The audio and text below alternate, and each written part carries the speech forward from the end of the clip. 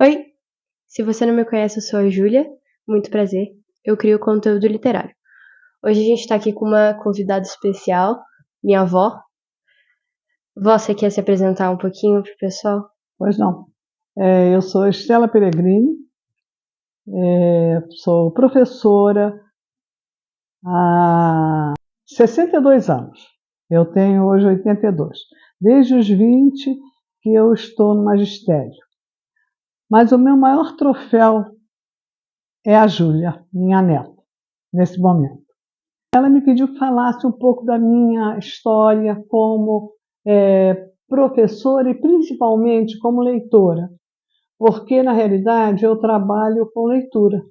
Eu sempre trabalhei com leitura, desde que eu comecei a alfabetizar as crianças nas séries iniciais, até a pós-graduação, depois de mestrado e doutorado, trabalhando com a pós-graduação em leitura, trabalhando a leitura. E faço parte de um grupo de pesquisadores em leitura. Temos vários trabalhos publicados e esse meu trabalho é feito na Cátedra Unesco de Leitura PUC-Rio. Eu estudei em várias escolas. Eu comecei minha vida no primário no Instituto de Educação, que é uma escola de bastante valor lá no Rio. Eu sou paulista, mas eu estou aqui agora em São Paulo. No entanto, eu sou carioca. Eu vivo no Rio. Então, o jardim de infância eu fiz no Instituto de Educação e as primeiras séries também. O Instituto de Educação é uma escola que vai desde o jardim de infância até a formação no magistério. E assim fiz eu. No 5º ano, eu parei e ingressei no Colégio Pedro II, porque houve uma prova e no Instituto de Educação eu não fui aprovado. Então, eu só fui pegar o Instituto de Educação no curso normal. Quando eu terminei o ginásio no Colégio Pedro II, é um colégio pelo qual eu tenho profunda admiração e ao qual eu sou muito grata, e aos professores, inclusive, com os quais eu trabalhei, eu fui aí para a Escola de Formação de Professores, que depois de 3 anos, frequentando primeiro, segundo e terceiro ano normais, eu já ingressava no serviço público na área do magistério para dar aulas, então, para as crianças do curso primário. Mas, de todo modo, eu nunca parei de estudar. Eu não me contentei em trabalhar na escola pública, nas primeiras séries. Primeiro, eu comecei a me interessar pelos livros da escola, pela biblioteca da escola. Eu digo, mas, meu Deus, tem tanto livro nessa escola e as crianças não aproveitam. Então, eu propus à diretora criar uma biblioteca. Ela me deu plena autorização para fazer a biblioteca. Então, eu organizei uma biblioteca num espaço pequenininho, era uma sala pequenininha que atendia a 6 crianças só que tinham problemas especiais, necessidades especiais. Então, eu peguei uma parte do dia para fazer ali a biblioteca. E naquele cantinho, eu comecei a selecionar os livros. Eu preciso dizer a vocês que eu nunca parei de estudar, né? Antes dessa fase, eu já tinha, assim que eu terminei o curso normal, eu já tinha iniciado um curso para ser bibliotecária, que era um curso de biblioteca e auditórios no Instituto de Educação. O Instituto de Educação foi a escola onde eu me formei como professora. Depois, eu fui para lá fazer o curso de bibliotecária e aí eu aprendi a registrar livros, eu aprendi a selecionar os livros, eu aprendi a determinar a faixa etária dos livros. Então, os livros que eram para crianças, os livros que eram para adolescentes, os livros que eram para os maiorzinhos. Então, Montei a biblioteca e comecei a fazer empréstimo de livros. Nessa altura eu já era bibliotecária da escola. A diretora achou que eu tinha uma importância na escola como bibliotecária e me deu assim plenos poderes para agir. Então, com tudo que eu tinha aprendido, eu consegui organizar a biblioteca selecionando por faixa etária os livros para empréstimos que eu fazia, então, durante os dias da semana. Só que eu fazia o seguinte: na primeira semana, eu emprestava livros para levar para casa. Na segunda semana, eu fazia na sala, na biblioteca, no salãozinho pequeno que eu tinha, eu fazia leitura livre. Então, a criança ia à estante, escolhia o livro que ela queria e ia ler. Ou sentada no chão, ou sentada no cantinho, enfim, ou sentada nas cadeiras das mesinhas que havia naquele espaço, que não era um espaço grande. E eu comecei também a fazer com eles experiências que eu havia aprendido no curso que eu fiz no Instituto de Educação. Eu comecei a fazer teatro de bonecos, eu comecei a trabalhar com fantoches, eu comecei a trabalhar com leitura coral, enfim, com música. E aquilo foi crescendo, crescendo, crescendo, e chegamos até a nos apresentar em algumas escolas com o que eles sabiam fazer. Bem, quando eu saí dessa escola, eu fiquei assim muito triste, porque ela era distante da minha casa, mas eu fiquei um pouco triste, sim, porque eu tinha me acostumado. As pessoas eram muito minhas amigas, as crianças gostavam muito de mim, eu gostava muito delas. Mas aí eu fui trabalhar aonde? No Instituto de Educação, a escola onde eu havia me formado. Nessa época, eu já tinha feito faculdade. Eu fiz faculdade de letras, português e literaturas. Reparem, o tempo é passando, mas eu trabalhando, estudando, trabalhando, estudando. Não parei de estudar nunca. Eu não tive um ano na minha vida em que eu não estudasse. Então, eu fui para o Instituto de Educação dar aula de português, literaturas, porque eu já tinha terminado o meu curso para professor de português e literaturas, brasileira e portuguesa. Então, eu já preenchia os requisitos para dar aulas no curso normal. Fui então dar aulas no curso normal e peguei outras escolas do município também, escolas municipais e estaduais, porque o Rio de Janeiro ele foi município, mas também foi estado em determinada época. Então, enquanto estado, eu era professora do estado do Rio de Janeiro. Enquanto município, eu era professora municipal. E assim foi toda a minha história na rede pública. Bem, a Júlia hoje me desafiou. Ela quer me fazer uma entrevista ao vivo e a cores. Imagine que coisa importante. Eu nunca dei uma entrevista ao vivo e a cores. É a primeira que eu vou dar. Então, vocês me desculpem qualquer coisa. Ela vai começar a me fazer perguntas e eu vou dar as respostas.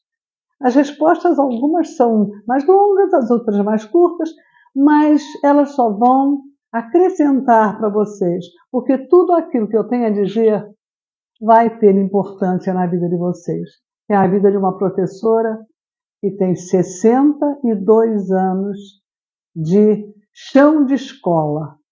Bom, primeiro eu queria te perguntar se você tem alguma pessoa que foi inspiração para você começar a ler.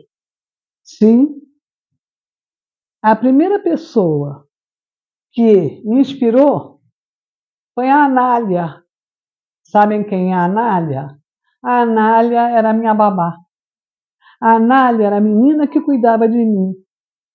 E sabe como é que ela me atraiu para a leitura? Ela me contava histórias, oralmente. Ela não lia livros, ela nem sabia ler. Oralmente, ela me contava histórias que ela tinha ouvido de alguém, ou na terra dela, ou através de alguma tia, de algum parente. Professora não, porque ela não foi à escola. Mas a Anália foi a grande iniciadora do meu amor pela leitura. Ela me contava aquelas histórias para que eu dormisse. E eu dormia ao som das histórias da Anália. Bem, essa foi a minha primeira experiência. Depois foi meu pai. Meu pai era um grande leitor. Meu pai tinha em casa 3 estantes cheias de livros. Eu cresci no meio daqueles livros. Eu vou contar uma coisa para vocês que me dá vontade de chorar quando eu me lembro. A estante era fechada. Ela era fechada, mas eu podia abrir se eu quisesse e tirar algum livro para ler. Só que naquela idade eu ainda não tinha interesse nos livros que havia na estante.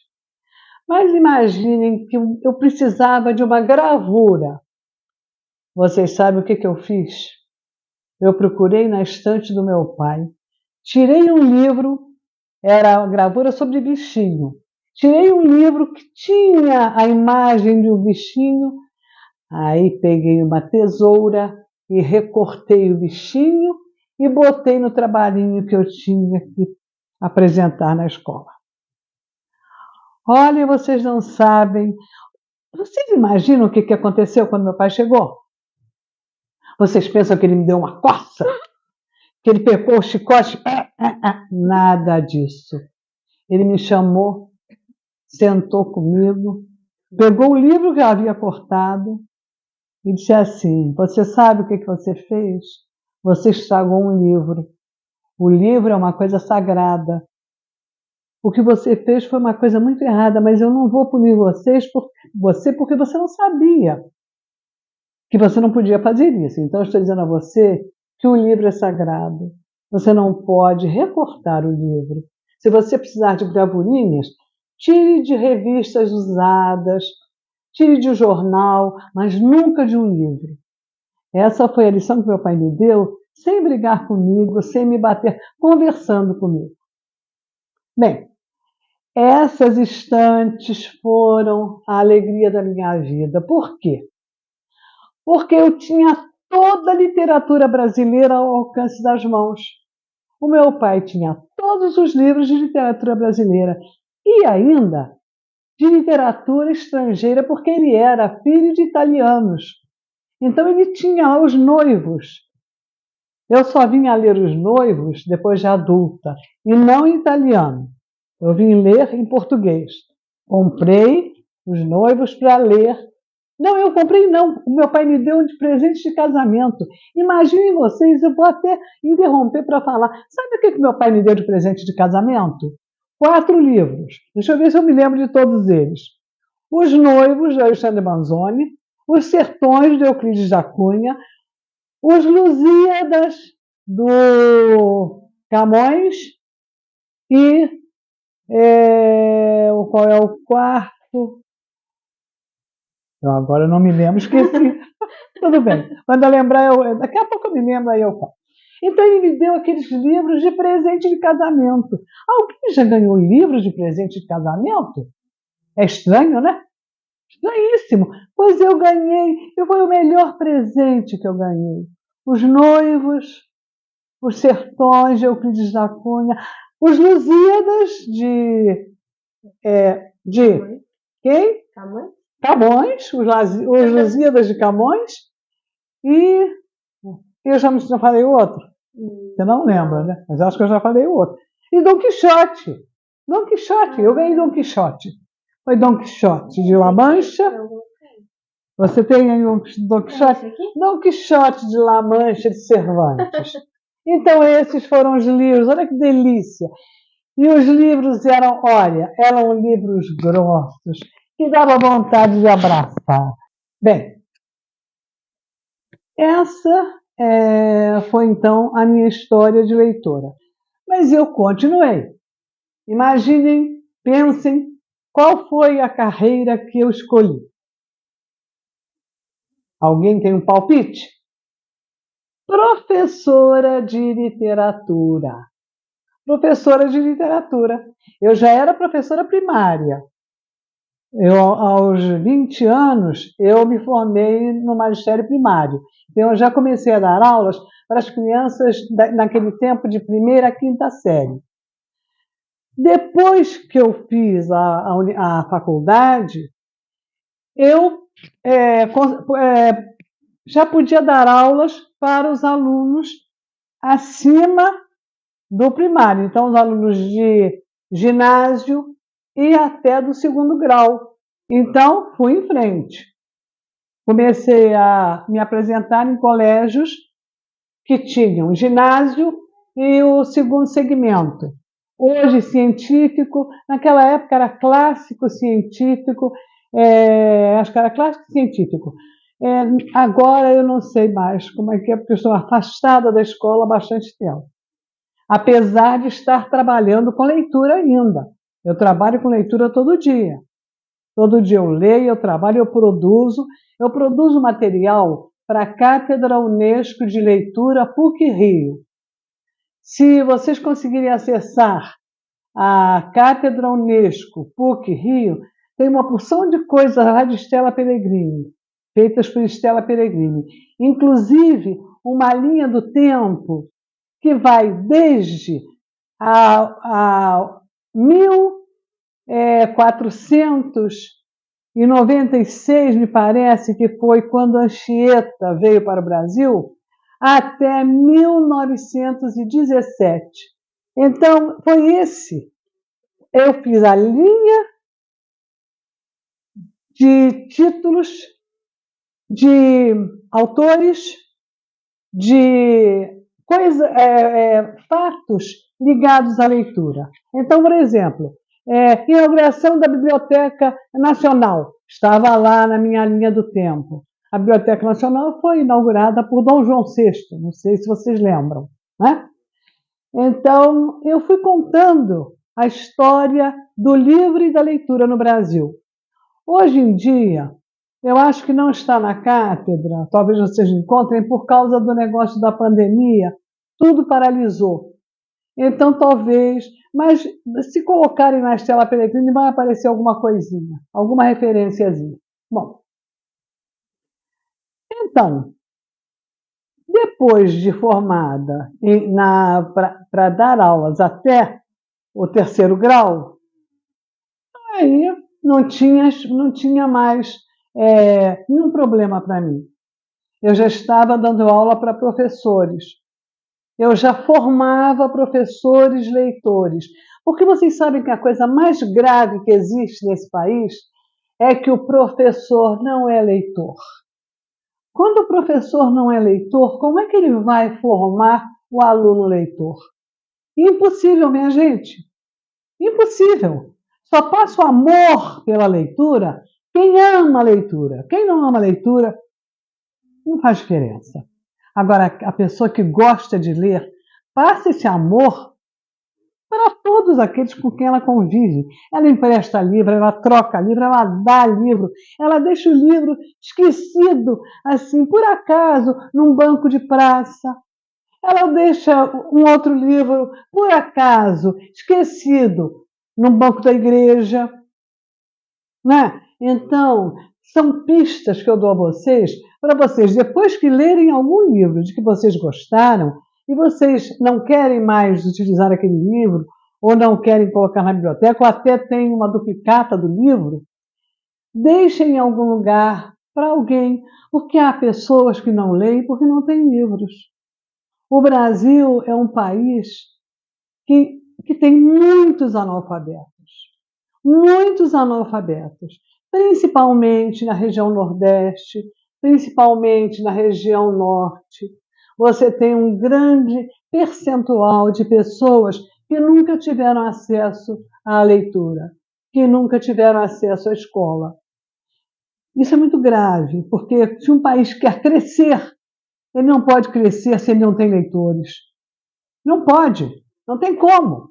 A pessoa tem que ler, discutir, debater. E é isso que eu proponho a vocês. Ajudem o Brasil a crescer. Essa é a maneira de o Brasil crescer. Bom, então, próxima pergunta. Você tem algum livro preferido? Tenho. Eu tenho um livro preferidíssimo. Ele é tão preferido que eu tenho 2 estatuetas dele na minha estante. Pinóquio. Pinóquio. Sabe por quê? Porque foi o primeiro livro que me fez chorar. Me fez chorar. Vários depois me fizeram chorar, mas Pinóquio foi o primeiro livro que me fez chorar. Na hora em que a menina dos cabelos azuis morre. Aí eu chorei, chorei, chorei. Fiquei tão triste, tão magoada. Então, Pinóquio é um livro que me traz muito boas recordações e está na minha estante de livros. Tem 2 Pinóquios. Ele era um moleque, né? Então tem um assim, bem moleque, arriado no chão, e tem outro fazendo uma estrepulinha. Mas os 2 Pinóquios estão lá. E qual foi o melhor livro que você já leu? Porque às vezes o preferido pode não ser o melhor, né? Olha, eu acho que o melhor livro que eu li foi Os Noivos, do Alexandre Manzoni. É um livro, o Alexandre Manzoni é um italiano e foi ele que escreveu Os Noivos. Esse livro teve muita importância na minha vida. Fala do interior da Itália, das cidadezinhas assim, muito pobres, né? E do casalzinho, tá? Do casal de noivos, né? Então, aquele livro me marcou bastante. Além do mais, meu pai me havia dado no dia em que eu me casei. E para terminar, você pode indicar 3 livros pra gente que você considera essenciais, assim, de ler. Os livros que você considera essenciais, todo mundo lê. Essenciais, meu Deus, você agora me deixa emocionada. Pelo menos 3 livros de que eu gostei muito, muito, muito. Um deles foi Momento em Pequim, do Lin Yutang. São 2 volumes, grossos. Esse livro marcou demais a minha adolescência. E fala da guerra, né? Na época da guerra, na invasão dos japoneses à China, né? E eu fiquei encantada com não só com o desenrolar da história, com o romance, mas também com a parte histórica. Então, eu já tinha 15 anos, então esse livro foi... E ele foi indicação de um professor meu de filosofia.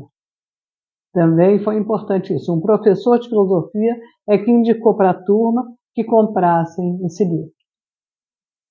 Dessa forma.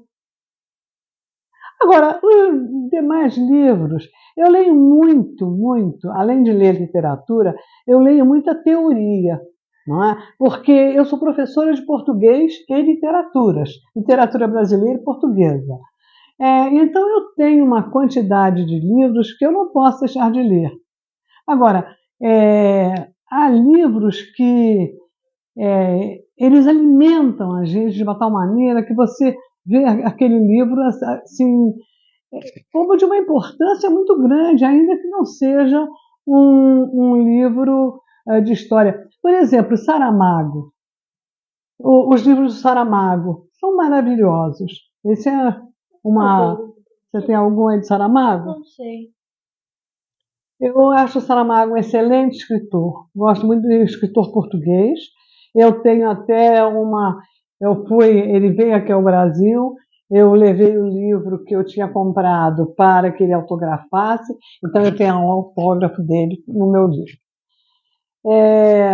Livros, deixa-me ver. Vó, posso te interromper um pouquinho? Pode. Me diz aí, já que, assim, sempre que eu converso com você, você me fala de alguma personalidade, assim, que você conheceu, uma pessoa super importante. Sim. E eu queria perguntar, assim, não sei, se você puder citar algumas pessoas super importantes, assim, da literatura que você já conheceu. Eu vou falar da literatura brasileira, o que eu amo. Cecília Meirelles. Amo Cecília Meirelles. Carlos Drummond de Andrade. Amo venero Carlos Drummond de Andrade. Carlos Drummond de Andrade foi um padrinho meu. Eu tenho um cartão, quando eu me formei, Carlos Drummond de Andrade mandou um cartão me dando os parabéns. Por quê? Porque o Carlos Drummond de Andrade era amigo do meu pai. Então eu conheci o Carlos Drummond de Andrade ao vivo. Eu convivi com o Carlos Drummond de Andrade. Ele adorava doce de leite. Todo mês a minha mãe fazia doce de leite. Minha mãe era mineira. Carlos Drummond também é mineiro. O meu pai também era mineiro. Então a mineirada toda junta. Carlos Drummond de Andrade adorava doce de leite, o doce de leite da minha mãe. Então todo mês a minha mãe fazia uma travessa de doce de leite e ia levar para o Carlos Drummond de Andrade. Ele morava em Ipanema, Copacabana ou Ipanema, agora não me lembro a rua. Acho que era Cupertino Durão. E a minha mãe ia levar, então, o doce de leite para o Carlos Drummond de Andrade, de presente para ele.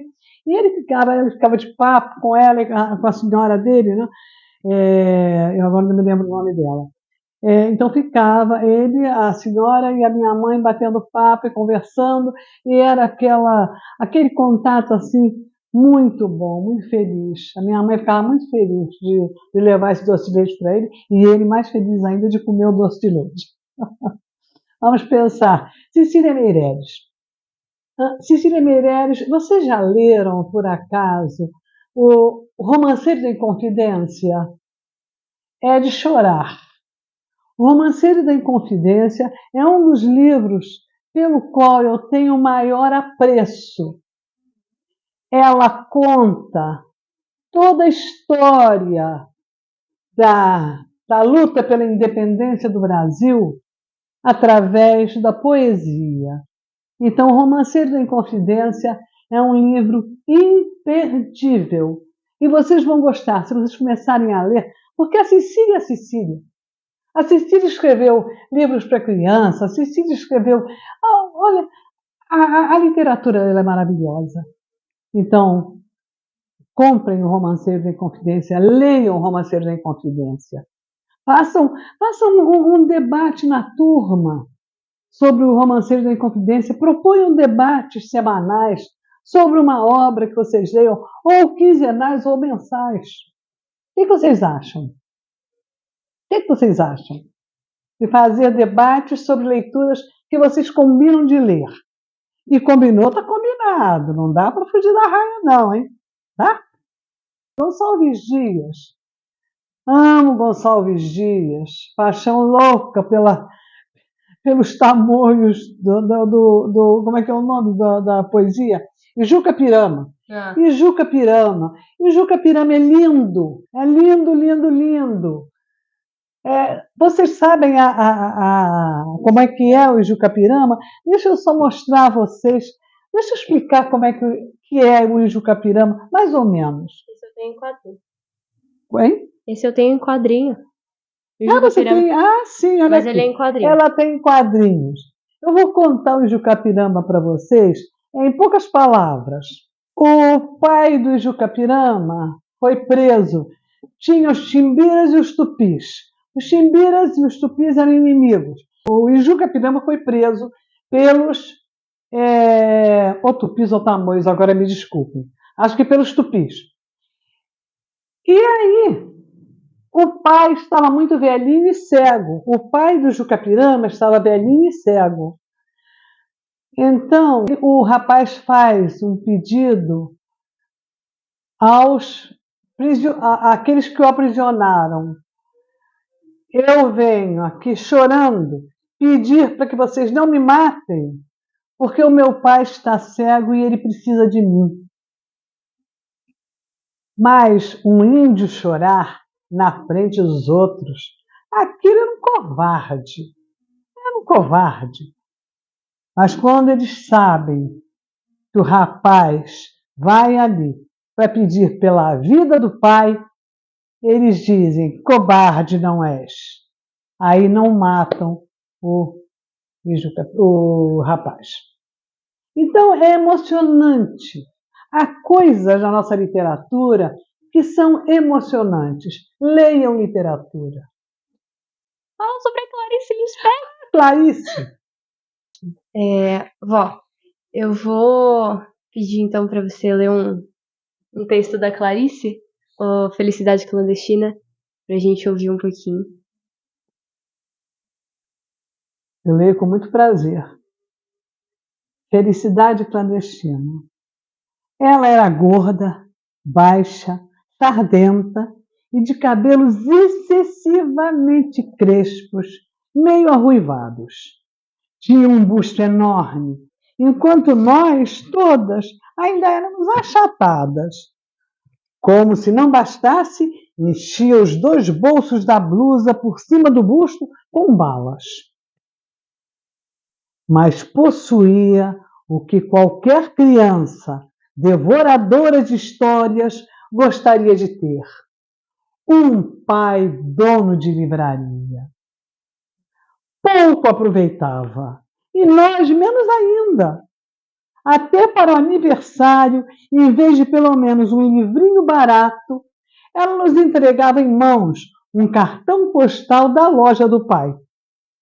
Ainda por cima, era da paisagem do Recife mesmo, onde morávamos, com suas pontes mais do que vistas. Atrás escrevia com letra bordadíssima palavras como data natalícia e saudade. Mas que talento tinha para a crueldade! Ela toda era pura vingança, chupando balas com barulho. Como essa menina devia nos odiar, nós que éramos imperdoavelmente bonitinhas, esguias, altinhas de cabelos livres. Comigo exerceu com calma ferocidade o seu sadismo. Na minha ânsia de ler, eu nem notava as humilhações a que ela me submetia. Continuava a implorar-lhe emprestados os livros que ela não lia. Até que veio para ela o magno dia de começar a exercer sobre mim uma tortura chinesa. Como casualmente informou-me que possuía as reações de Narizinho de Monteiro Lobato. Era um livro grosso, meu Deus. Era um livro para se ficar dizendo com ele, comendo, dormindo e completamente acima de minhas posses. Disse-me que eu passasse pela sua casa no dia seguinte e ela o emprestaria. Até o dia seguinte eu me transformei na própria esperança da alegria. Eu não vivia, eu nadava devagar num mar suave. As ondas me levavam e me traziam. No dia seguinte, fui à sua casa literalmente correndo. Ela não morava num sobrado como eu, e sim numa casa. Não me mandou entrar. Olhando bem para os meus olhos, disse-me que havia emprestado o livro a outra menina e que eu voltasse no dia seguinte para buscá-lo. Boquiaberta, saí devagar, mas em breve a esperança de novo me tomava toda e eu recomeçava na rua a andar pulando, que era o meu modo estranho de andar pelas ruas do Recife. Dessa vez nem caí. Guiava-me a promessa do livro. O dia seguinte viria, os dias seguintes seriam mais tarde a minha vida inteira. O amor pelo mundo me esperava. Andei pulando pelas ruas como sempre e não caí nenhuma vez. Mas não ficou simplesmente nisso. O plano secreto da filha do dono da livraria era tranquilo e diabólico. No dia seguinte, lá estava eu à porta da sua casa, com um sorriso e o coração batendo, para ouvir a resposta calma. O livro ainda não estava em seu poder, que eu voltasse no dia seguinte. Mal sabia eu como mais tarde, no decorrer da vida, o drama do dia seguinte com ela ia se repetir com meu coração batendo. E assim continuou. Quanto tempo? Não sei. Ela sabia que era tempo indefinido, enquanto o fel não escorresse todo do seu corpo grosso. Eu já começara a adivinhar que ela me escolhera para eu sofrer. Às vezes adivinho, mas adivinhando mesmo, às vezes aceito, como se quem quer me fazer sofrer esteja precisando danadamente que eu sofra. Quanto tempo? Eu ia diariamente à sua casa sem faltar um dia sequer. Às vezes ela dizia: pois o livro esteve comigo ontem de tarde, mas você só veio de manhã, de modo que eu emprestei a outra menina. E eu, que não era dada a olheiras, senti as olheiras se cavando sob os meus olhos espantados. Até que um dia, quando eu estava à porta de sua casa, ouvindo humilde e silenciosa a sua recusa, apareceu sua mãe. Ela devia estar estranhando a aparição muda e diária daquela menina à porta de sua casa. Pediu explicações a nós duas. Houve uma confusão silenciosa, entrecortada de palavras pouco elucidativas. A senhora achava cada vez mais estranho o fato de não estar entendendo nada. Até que essa mãe boa entendeu. Voltou-se para a filha e, com enorme surpresa, exclamou: mas este livro nunca saiu daqui e você nem quis ler? E o pior para essa mulher não era a descoberta do que acontecia, era ser a descoberta horrorizada da filha que tinha. Devia ser a descoberta da filha que tinha. Ela nos espiava em silêncio, a potência da perversidade de sua filha desconhecida. E a menina loura em pé à porta, exausta ao vento das ruas de Recife. Foi então que, finalmente, se refazendo, disse firme e calma para a filha: você vai emprestar o livro agora mesmo. E para mim. E você fica com o livro por quanto tempo quiser. Entendem? Valia mais do que me dar o livro, pelo tempo que eu quisesse. É tudo que uma pessoa grande ou pequena pode ter a ousadia de querer. Como contar o que se seguiu? Eu estava estonteada e assim recebi o livro na mão. Acho que eu não disse nada. Peguei o livro. Não saí pulando como sempre. Saí andando bem devagar. Sei que segurava o livro grosso com as duas mãos, comprimindo-o contra o peito. Quanto tempo levei até chegar em casa, também pouco importa. Meu peito estava quente, meu coração pensativo. Chegando em casa, não comecei a ler. Fingia que não o tinha, só para depois ter o susto de o ter. Horas depois, abri-o. Li algumas linhas maravilhosas, fechei-o de novo. Fui passear pela casa, adia ainda mais, indo comer pão com manteiga. Fingi que não sabia onde guardar o livro. Achava-o, abria-o por alguns instantes. Criava as mais falsas dificuldades para aquela coisa clandestina que era a felicidade. A felicidade sempre iria ser clandestina para mim. Parece que eu já pressentia. Como demorei! Eu vivia no ar. Havia orgulho e pudor em mim. Eu era uma rainha delicada. Às vezes, sentava-me na rede, balançando-me com o livro aberto no colo, sem tocá-lo, em êxtase puríssimo. Não era mais uma menina com um livro, era uma mulher com seu amante. Bom, acho que a gente fica por aqui, então. E se você gostou do vídeo, não esquece de dar o seu like, se inscrever no canal e deixar um comentário aqui dizendo o que você achou. É isso, né, vó? Muito obrigada pela atenção e 1000 beijos para vocês com muitos livros de literatura. Beijo, gente. Até a próxima semana.